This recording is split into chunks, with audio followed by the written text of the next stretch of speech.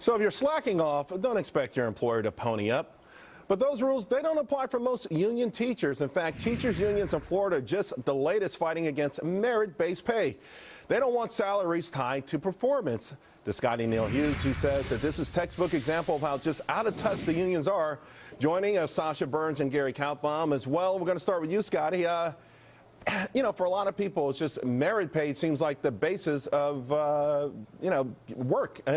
We sort of work, we're measured by our work, and then we get paid by how well we do that work. Well, I love it. This is the great example of it. Doesn't matter what you do, what you teach, how well you teach, or if you even show up. As long as you have tenure, you get to keep your job. And this is the only place in America that I think this works, besides the federal government, unfortunately, is in our education system. But it's even more than just tenure, right? I mean, we're talking about, you know, the teachers who are saying you can't evaluate our performance based on how kids do on tests. You can't base it on this. You can't base it on that. What do we base it on? How do we pay you? How do we encourage you? And how do we get a better school system when everyone does agree that we have a really bad one right now? Well, this just shows that we've had a track record of education not making sense. So, of course, why would teachers expect to get paid off of merit if their mothers, their grandmothers, and since the beginning of time, they've never had that issue?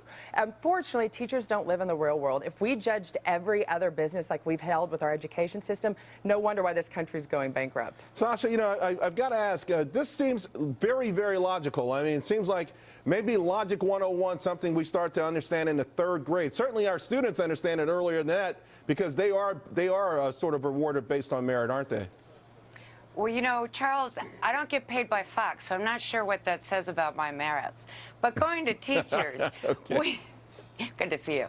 Going to teachers, absolutely. This is one of those legislative initiatives that in theory, in logic, absolutely makes sense. But in application, you need to be a little careful. For example, with teachers, it's not about your work product or my work product. It's also about the students. Now, what they're talking about basing this merit pay or tenure on is how students do on these standardized tests, right? Okay, fine. But the tests are only based on 40% of the students' subjects. So if you're the gym teacher, your subject is not on these tests, right? So you're being judged on how you are as a teacher for the student's reading level. No, absolutely. All right. I mean, that's what it's being based on. Okay, you know what? I want to go to Gary because right now this one argument, it's been across the country, but this one happens to be in Florida, and you're down there. And I think that kind of stuff can be worked out. You know, you start with the student, you say, okay, the kid takes an aptitude test. We see the base where the kid starts from, Gary. Then we can judge how well the kid does from there and sort of apply that to the teacher's salary. What's wrong with that?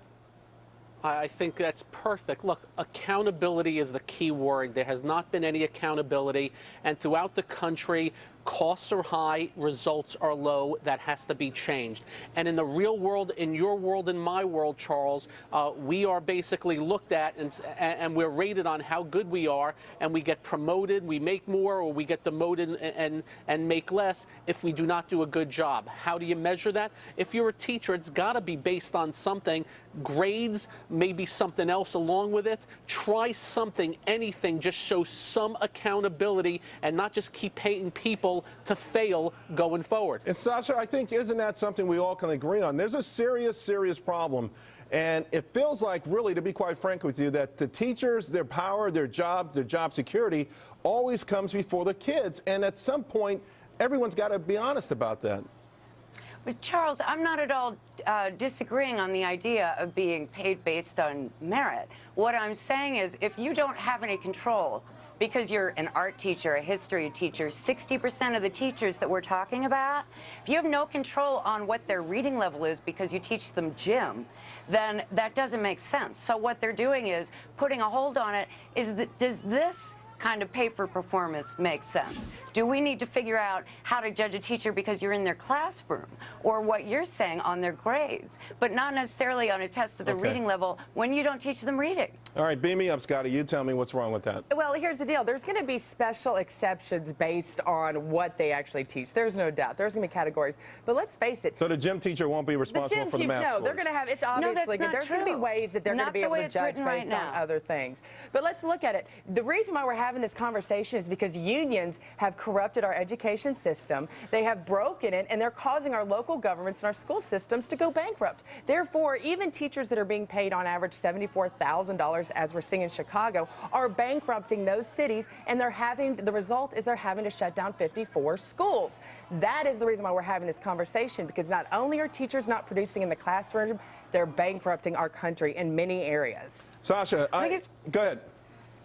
I was just going to say, you know, you can have an issue with the teachers union, but, you know, to make blanket statements about teachers are lousy or they're not performing or doing their jobs. I mean, you know, I had a lot of great teachers. I guess First so, off, Sasha. Let me just before I switch it to you, Gary. Isn't that what we're talking about, though, Gary? Where great teachers have a chance to elevate themselves, to be seen that they're great because it would be shown in the work. My great teachers, I would have done it. You know, they would have seen great grades from me, and they would have reflected on them. Go ahead, Gary. That is a great point. There are great teachers out there. There are good teachers out there, but there's also crappy teachers out there, and we have to ferret them out if they're not getting the job done. And there's got to be some way, some measuring stick. Now, in Florida, there is going to be more specificity on who gets what and who's graded on what, and no longer you're a teacher and you get graded on other teacher students. So they are moving towards that, and I think it will work. But the most important thing, if teachers know they're being looked at a little more closely with a little bit with a little bigger of a microscope, they're apt to be worked that much harder to make things better going forward. It's called accountability. It's called accountability, and we want to put great teachers on a pedestal. Guys, you were great. We're going to